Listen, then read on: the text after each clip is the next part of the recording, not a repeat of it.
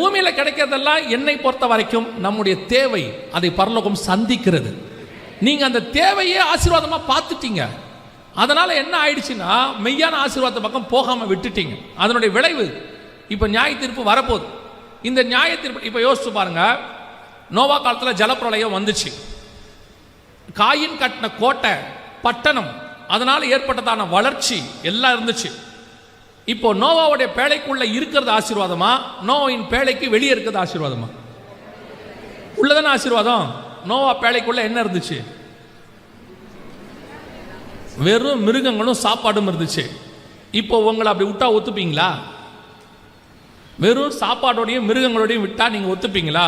இப்போ நீங்க என்ன நினைக்கிறீங்கன்னா, ஒரு மிருகத்தோடய வாழ்ந்துட்டு இருக்கிறேன், அதுவே கஷ்டமா இருக்குது இல்லையா? மிருகங்களோட விட்டா எப்படி அப்படின்னு நினைக்கிறீங்க? இல்லை சொல்றேன், ஒரு மிருகத்தோடையும் சாப்பாடோடையும் உங்களை விட்டுட்டா ஒத்துப்பீங்களா? ஆசீர்வாதம் தெரியுமா?